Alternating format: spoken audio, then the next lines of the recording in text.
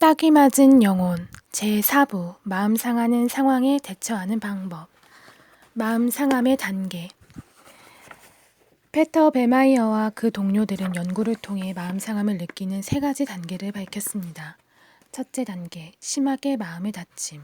둘째 단계, 마음 상한 상태. 셋째 단계, 마음 상함을 추스림. 사건이 일어난 후 처음 1시간 동안 진행되는 심하게 마음을 다치는 단계에서는 분노와 무력감이 생기고 사고 기능이 저하됩니다. 혼잣말로 자기 자신과 대화를 하는가 하면 배, 심장, 머리 쪽에 신체 이상 현상이 일어나기도 합니다. 심리적인 에너지도 감소하지요. 이것은 충격의 제1단계로 뚜렷한 목적을 가진 태도는 아직 형성되지 않은 상태입니다.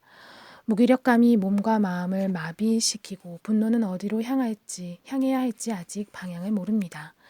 제2단계는 마음이 상한 상태로 이때 마음 상한 사람이 주로 의식하는 것은 분노, 화, 절망과 실망입니다. 버림받거나 퇴짜 맞을까봐 겁내는 마음이 이러한 마음들의 원인입니다. 집중력이 떨어지고 잠도 제대로 자지 못합니다. 이 단계는 보통 24시간에서 일주일까지 걸리는데 더 오래 걸릴 때도 가끔 있습니다. 마음에 다친 사람은 대개 이 상태에서 꼼짝 못하고 주저앉아 있습니다.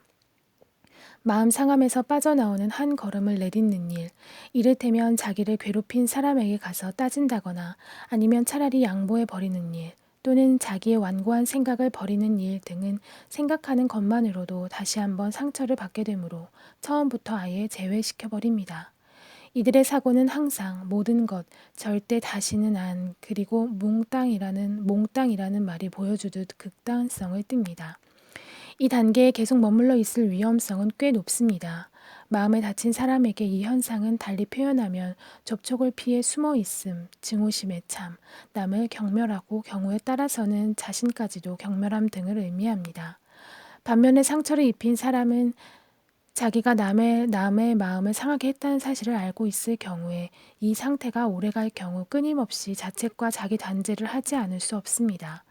수치심, 자책감, 열패감에 시달리면서 어쩌다 내가 그랬을까? 절대 그래서는 안 되는 건데 라고 자신의 죄를 묻는 것이지요.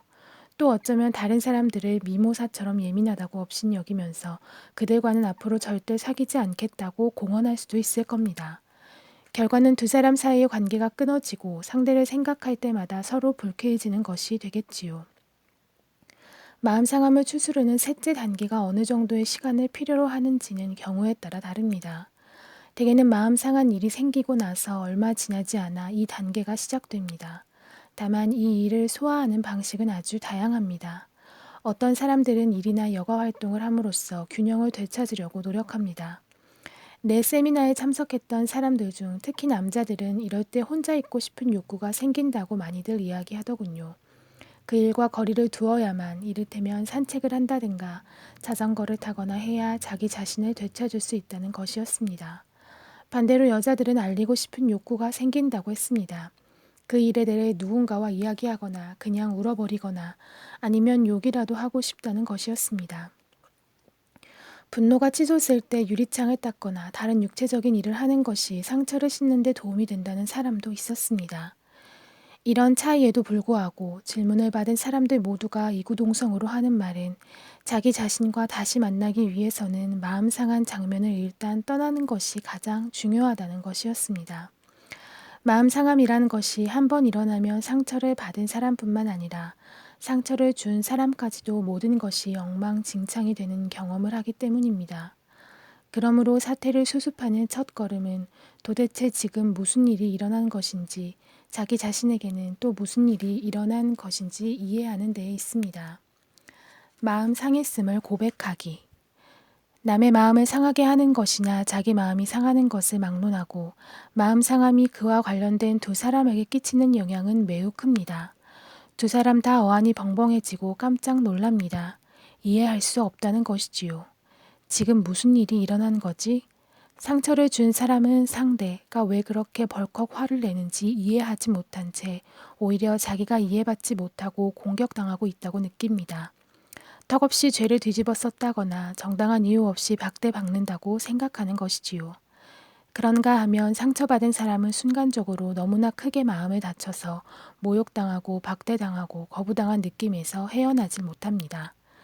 지금까지 자세히 살펴본 대로 사람들은 마음을 다쳤다는 사실과 그 아픔을 처음에는 시인하려 들지 않습니다. 아프게 한 사람이나 아픈 사람 모두 서로를 비방하고 원한과 거부감에 차서 대합니다. 그때까지 두 사람 사이에 감돌았던 일치감은 흔적조차 없어지지요. 자신들의 관계가 순식간에 너무나도 변해버려서 상대가 지금까지와는 전혀 다른 친구, 동료, 배우자가 되어버린 것 같아서 그들은 어쩔 줄 몰라 합니다. 둘의 관계가 흔들리면서 그들의 내적 균형 역시 깨져버린 것입니다. 그러한 충격 상태에서 그들은 자신들의 관계를 내면적으로 그리고 또는 외형적으로 끊어버립니다. 실케와 그녀의 친구 리타의 경우에서 우리는 그들의 관계가 겉으로는 그대로 유지되는 것 같지만 내면적으로는 이미 다 끝났다는 것을 똑똑히 보았습니다. 이 예는 또한 마음 상했다는 사실을 스스로 인정하고 털어놓기가 얼마나 마음 상하는 일인지도 보여주고 있습니다. 실케는 자기의 모든 감정을 옆으로 밀어놓음으로써 자신의 욕구를 무시해버렸습니다. 그녀가 정말로 바랐던 것은 자기가 받은 마음의 상처와 상대에게 바라는 바를 자신에게 그리고 리타에게 솔직하게 말하는 것이었음에도 말입니다. 그 욕구를 의식하기는 했지만 우습게 보일지도 모른다는 생각이 들어 다시 눌러버렸던 것이지요.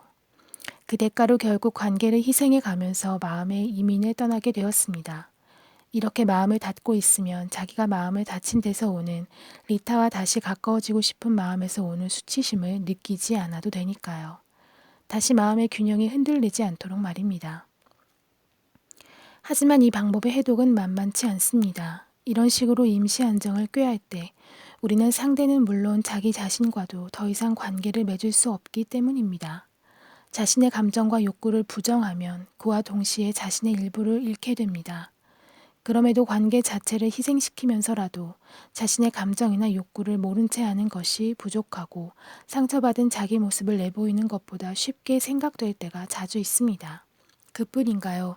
자기의 마음 상함을 고백했다가는 그로 인해 또다시 상처를 받을 위험도 있습니다. 실케는 바로 이것을 피해 도망친 것이지요. 첫 번째 마음 상함만도 힘에 벅차니까요. 그래서 상처받은 마음에 가까이 다가가기는 무척 어렵습니다. 그런데 이것을 뒤집어 보면 바로 그렇기 때문에 마음 상한 사람들의 주위의 도움을 필요로 한다는 얘기도 됩니다. 다친 마음을 자기와 남 앞에서 털어놓을 수 있으려면 말입니다. 우선 그렇게 마음을 다치는 것이나 또는 상처에 대해 얘기하고 싶은 마음이 생기는 것이 절대로 나약한 모습이 아니라는 확신을 가져야 합니다. 그것을 털어놓을 수 있다는 것은 오히려 강하다는 것을 뜻합니다. 무엇 때문에 그렇게 마음이 상했는지, 또 그로 인해 어떤 욕구가 채워지지 못한 채 방치되었는지를 깨닫고 표현할 수 있다면 이것은 오히려 그 사람의 자율성과 독립성을 보여주는 것이 됩니다.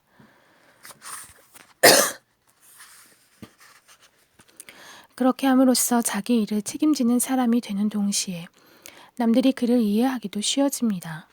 솔직하고 분명하게 자기 표현을 하기 때문에 다른 사람들이 그의 반응을 예상할 수 있게 되지요. 심리게임을 하지 않는 정직한 사람이어야 상대도 그를 배우자로서 진지하게 대하게 됩니다. 자신의 욕구와 상처를 알린다는 것은 상대에 대한 어느 정도의 신뢰를 전제로 합니다. 상대가 자기를 조롱하거나 비꼬지 않고 진지하게 대해줄 거라는 보장이 있어야 하는 것이지요. 이것이 확실하지 않을 것 같으면 자기 마음을 많이 열어 보이지 않는 편이 오히려 낫습니다. 말을 함으로써 얻는 것보다는 잃는 것이 더 많을 테니까요. 상담 치료는 바로 내담자에게 이러한 확신을 만들어내고 상호 신뢰를 건설할 수 있는 기회를 줍니다. 자아에 대한 신뢰, 있는 그대로의 현재의 자기 모습에 대한 신뢰를 내담자가 일구어 나가는 것으로 상담은 시작됩니다. 아무도 자기 감정을 경시하거나 비웃지 않는다는 것을 믿을 수 있어야 내담자는 비로소 자신의 마음을 열어 보일 수 있고 자기의 그러한 행동이 이해받는 체험을 하게 됩니다. 그리고 이러한 신뢰 체험은 내담자로 하여금 자신의 마음 상함을 분명히 의식하게 하는 바탕이 됩니다. 마음 상함에서 느꼈던 고통을 그대로 표현해도 절대로 공격받을 위험이 없다고 안심할 수 있어야 한다는 말이지요. 또한 상담자가 자신의 이야기를 진지하게 듣고 있으며 또 이해심 있는 사람이라고 느낌을 내담자가 가질 때 안도감도 더해집니다. 이것이 상담 치료를 할 때 가장 기본이 되는 전제 조건입니다. 이해하고 설명하는 방법을 적절히 섞어가면서 문제 해결의 실마리를 찾는 경우도 있습니다. 문제의 그 상황에서 무엇이 그토록 자기 마음을 건드렸는지를 내담자가 이해할 수 있다면 말입니다. 그것을 계기로 예전 어린 시절의 어떤 상처와 느낌이 갑자기 살아났는지, 그리고 지금 원하는 무엇이 있는지, 그 때문에 채워지지 않고 있는지를 가려낼 수 있다면 내담자는 상황을 새롭게 보면서 그 상황에 처한 자신을 지금까지와는 다르게 정의해낼 힘을 이미 갖고 있는 것이나 다름없습니다. 사람은 외부 세계가 자기를 이해해 준다고 느낄 때 그 체험을 통해 자신의 이해심도 스스로 키워나갈 수 있기 때문입니다. 이 과정에서 자기 비하는 조금씩 줄어들고 마음을 다친 것에만 골몰하던 데서부터 문제를 어떻게 풀 것인가 하는 쪽으로 생각이 차츰 나아가게 됩니다. 그러다 보면 상대의 모습도 달리 보이기 시작하지요. 이제 상대는 더 이상 지금까지 내 눈에 영락없이 타고난 악당으로 비쳤던 그 사람이 아닙니다. 내가 무슨 수를 써서라도 피하고 싶었던 처벌받아야 마땅한 단 한 사람의 죄인도 아닙니다. 자기가 감정적으로 그렇게 격하게 반응했던 이유가 상대가 가한 상해 때문만이 아니라 자신의 예민한 기질도 그에 한몫했다는 사실을 깨닫게 되면서 해결책을 스스로에게서 찾아볼 기회를 내담자가 갖게 되는 것이지요. 지금 당한 일을 자신의 개인사를 포함한 더 큰 맥락에 비추어 재구성해 보면 마음 상한 체험이 새로운 모습으로 드러납니다. 그렇게 해야 현재의 사건을 제대로 설명할 수 있을 뿐만 아니라 그 일로 인해 느끼는 불쾌감을 종식시킬 방법을 효과적으로 찾아볼 수 있게 됩니다. 내담자가 겪은 개인적인 마음 상함을 정확히 인식하고 표현할 수 있도록 돕는 또 다른 방법으로 상담자의 역할 모델이란 것이 있습니다. 상담자가 자신이 겪었던 마음 상함을 고백하는 방법이지요. 내담자가 한 말에 마음이 상했던 것을 직접 내담자에게 얘기하는 것도 한 예가 될 수 있지요.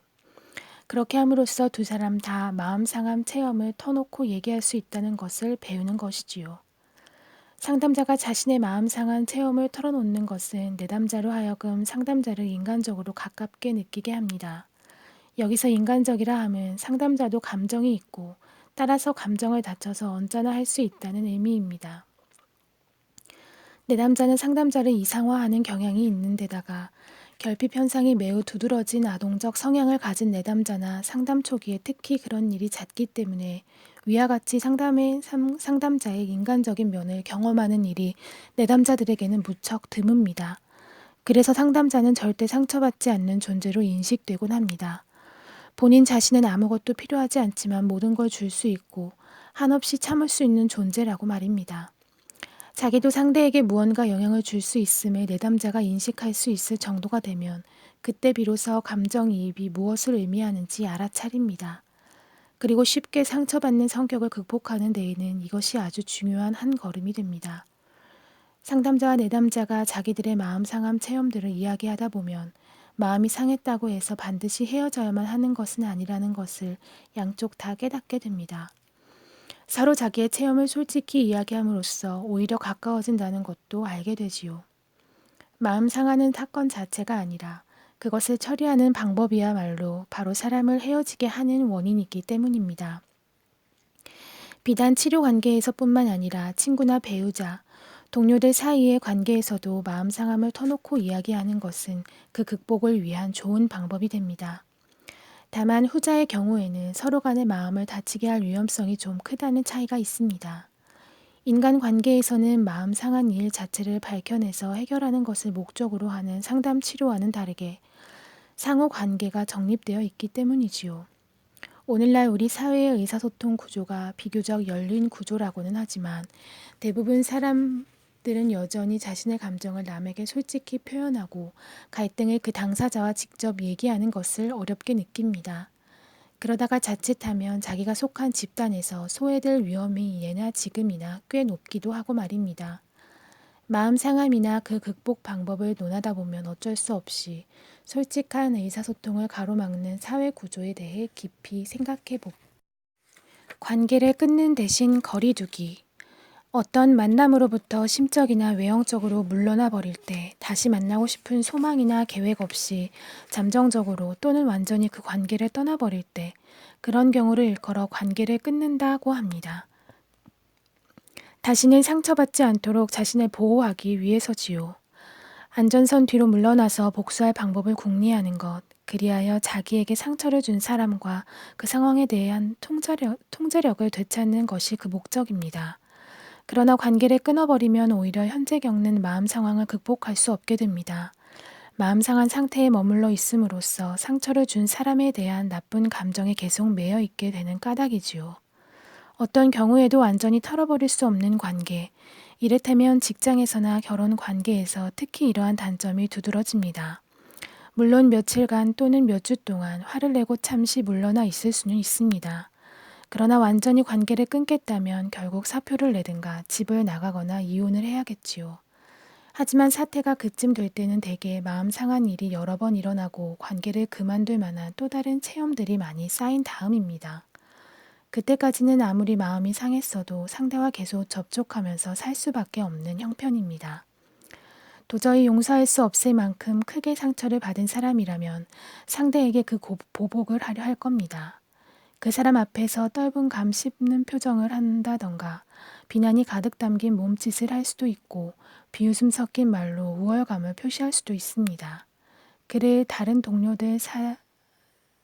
동료나 사장 앞에서 모략할 수도 있겠지요. 아주 쌀쌀한 표정으로 상처 준 그 사람을 무시할지도 모릅니다. 사람이란 어떤 형태로든 의사소통을 하지 않고는 살 수 없는 존재이기 때문에 마음을 다친 사람이 상대를 무시하는 이 태도 역시 의사소통의 특수한 형태라고 볼 수 있습니다. 다만 그 결과는 매우 부정적이지요. 하지만 이 의사소통 형태가 바뀔 가망은 없습니다. 그러려면 두 사람 사이에 접촉이 있어야 하는데 지금은 바로 그 접촉이 불가능하기 때문이지요. 마음을 다친 사람에게 그의 태도가 너무 거부감에 차 있다고 직접 이야기한다고 칩시다. 그는 틀림없이 그렇지 않다고 하면서 무슨 말인지 이해 못하는 척 할 겁니다. 말을 한 사람이 오히려 실수한 것처럼 여기도록 말입니다. 넌 아무것도 몰라. 네가 보는 것은 틀려. 나는 다 옳고 너는 틀리단 말이야. 라는 것이 그러한 태도의 밑바탕에 깔려 있습니다. 그것으로 복수가 된 셈이지요. 이번에는 자기가 상대의 마음을 다치게 했으니까요. 그러므로 마음 상한 사람과는 건설적으로 이야기를 나누며 문제를 풀어나갈 수 없습니다. 탱크 속으로 들어가 완전히 몸을 숨긴 채 사격 구멍을 통해 총을 쏘아대니까요. 전쟁, 불화, 싸움이 선포됩니다. 공공연이든 암암리이든 어쨌든 겉으로는 친절히 대하는 척하면서 말입니다.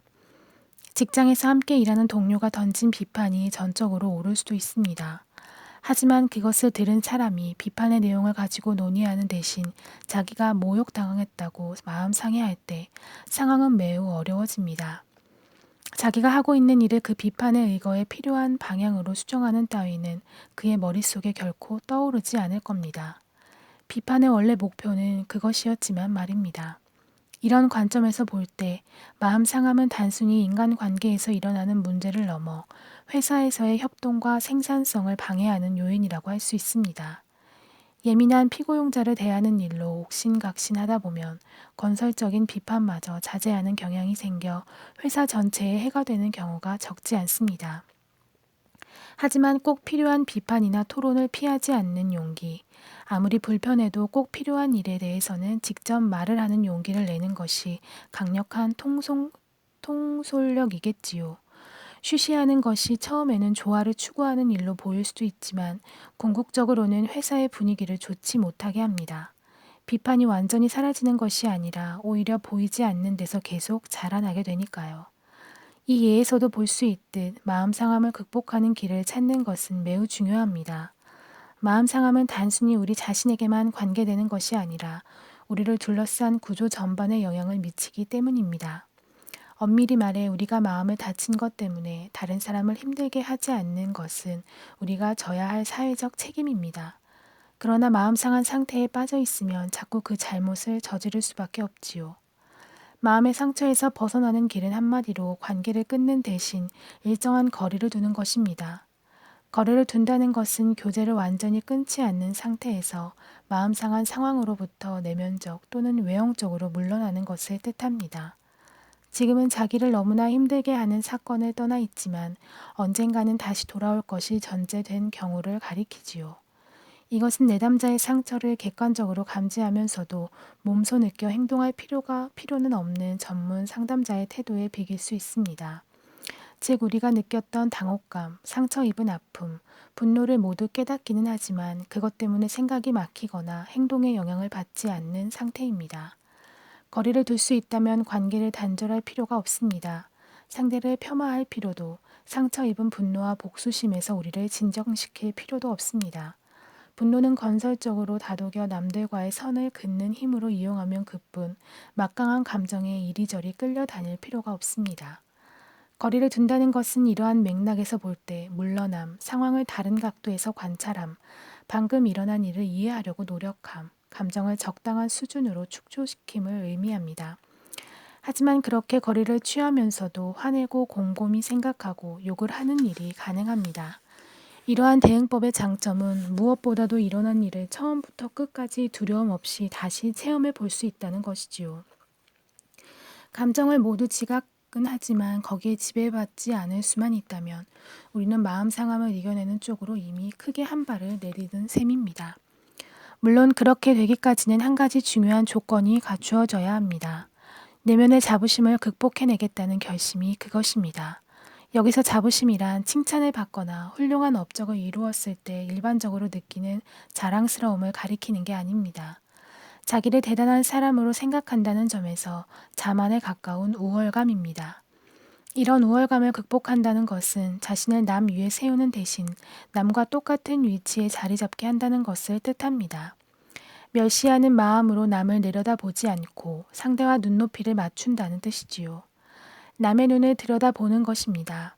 남과의 접촉을 중단하는 대신 남에게 한 걸음 더 가까이 다가가는 것이 잘못된 우월감을 극복하는 길입니다.